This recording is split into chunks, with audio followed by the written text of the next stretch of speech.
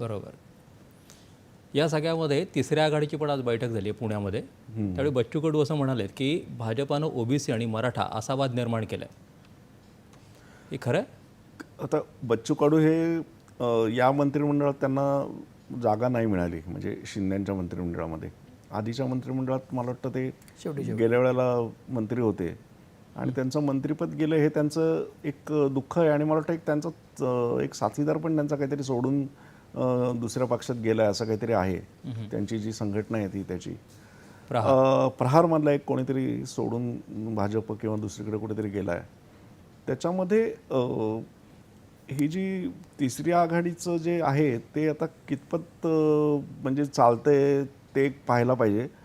याच्यातलं मराठा आणि ओबीसी याच्यामध्ये कुठल्या पक्षाने काही केलं आहे असं मला नाही वाटत. हा मराठा आंदोलनाचा मुद्दा जवळजवळ आता गेले 10 वर्ष महाराष्ट्रामध्ये आहे. आणि हे काय झालं आहे की आपण अनेकदा याच्यावरती बोललो आहे की उद्या मराठा समाजाला जे आरक्षण द्यायचं आहे ते आज द्यायची एकच व्यवस्था आहे, ते म्हणजे ओबीसींच्यामध्ये एक त्यांना जागा करून द्यायची. नाहीतर दुसरा मार्ग म्हणजे घटना दुरुस्ती. बरोबर. आता हा जो तिढा आहे ना की एका आरक्षणाच्या टक्केवारीमध्येच दोन मोठ्या समाजांना ॲडजस्ट करायचं, ओबीसी समाजाला आणि मराठा समाजाला. याच्यातून ते दोन्ही समाज एकमेकांच्या विरोधामध्ये उभे ठाकलेच आहेत. त्याला बराच काळ झाला. म्हणजे छगन भुजबळ आणि जरांगे यांची लोकसभेच्या निवडणुकीच्या आधी जे सगळं वाग्युद्ध चाललं होतं त्याचं कारण पण हेच होतं ना.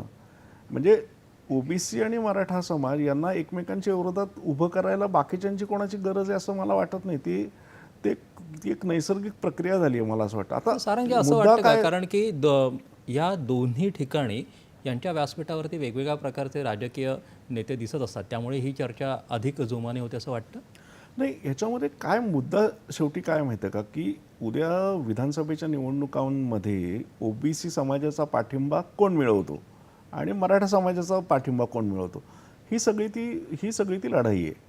त्याच्यामुळे उद्या समजा भारतीय जनता पक्षाला मराठा समाजाने पाठिंबा दिला नाही जरांगेंच्या आव्हानामुळे, तर त्यांना ओबीसी समाजाचा जास्तीत जास्त पाठिंबा मिळवण्यावर भर द्यायलाच लागेल ना. बरोबर. दुसरीकडे महाविकास आघाडीला समजा उद्या महाराष्ट्रातला मुस्लिम, मराठा आणि दलितांमधला काही वर्ग अशी मोड बांधता आली तर ती त्यांना हवीच आहे. थोडक्यात मला असं वाटतं की वेगवेगळ्या समाज गटांचा आपल्या निवडणुकीच्या आत्ताच्या गणितासाठी उपयोग करून घ्यायचा, याच्यातनं ही सगळी अशी विधानं येत आहेत. शैलेंद्रजी, एकूण या तिसऱ्या आघाडीचा काय प्रभाव राहणार आहे या सगळ्यामध्ये? या सगळ्यांच्या ज्या बैठका वगैरे सुरू आहेत त्यातून काय वाटतं तुम्हाला? नाही, महाराष्ट्राच्या एकूण निवडणुकीचं चित्र अधिक गुंतागुंतीचं आणि अधिक रंजक करणं हे काम या दोन्ही आघाड्यांमधून होईल. म्हणजे कसं, मुख्य आघाड्या ज्या आहेत कुठल्या, एक महाविकास आघाडी आणि एक महायुती, 3 पक्षांच्या प्रमुख, त्याच्यानंतर असलेले राज ठाकरे स्वतंत्र लढणारे, बरोबर, त्याच्यानंतर स्वतंत्रपणे लढणारे MIM किंवा अबू आझमींसारखे छोटे पक्ष की जे एका विशिष्ट विचारसरणीचे आहेत आणि विशिष्ट विचारसरणीच्या विरोधात आहेत. आत्ता महाविकास आघाडीत आहेत पण ते उद्या एकत्र जातील का नाही काही गॅरंटी नाही त्याची. तसं प्रहार संघटना, संभाजीराजेंचा पक्ष, त्याच्यानंतर स्वाभिमानी संघटना हे एका बाजूला आणि वंचित एका बाजूला. त्याच्यानंतर मायावतींनी पण जाहीर केलं की मी सगळ्या जागा महाराष्ट्रात लढवणार. आता मायावतींचा पक्ष किती त्यांचे आमदार यापूर्वी इतिहासात होते हे जरा पुस्तकं काढून बघायला लागेल. पण त्या जेव्हा सगळ्या जागा लढायची भाषा करतात त्यावेळेला त्याच्या मागचं राजकीय गणित जे आहे ते त्या लढल्यामुळे मतं कोणाची जाणार आहेत याच्याकडे लक्ष वेधायला लागतं. म्हणून काठशह या पातळीवर या छोट्या पक्षांना झुंजवलं जाते आणि त्याचं डिझाईन कुणीतरी वेगळेच करत असतात पडद्यामागनं. आणि हे जसजशा निवडणुकांमधले उमेदवार नक्की होतील, कुठे कोण लढतंय, कुठल्या जातीची, कुठल्या उपपक्षांची, कुठल्या बसपाचे का सपाचे का बहुजन विकास आघाडीचे का वंचित आघाडीचे उमेदवार उभे राहतात, याच्यावरनं आपल्याला त्यावेळेला ते क्रिस्टलाइज होईल की यांचे बोलविते धनी कोण आहेत किंवा पडद्यामागचे यांचे हलवणारे हात कोण आहेत. आता याच्यामध्ये एक जोड देतो मी, ते म्हणजे आत्तापर्यंत महायुतीचा साथीदार किंवा सोपी असलेला महादेव जानकरांचा पक्ष आहे. महादेव जानकरांनी आता काल जाहीर केलं की मी काही युतीत जाणार नाही, मी स्वतंत्रपणे लढणार, 288 जागा लढणार असं ते म्हणतात. आता महादेव जानकरांच्या पक्षाने स्वतंत्रपणे लढणं याच्यात कोणाचा फायदा आहे, त्यांनी मतं घेण्यात फायदा कोणाचा आहे, याची गणितं ऑलरेडी मांडली गेलेली आहेत ना.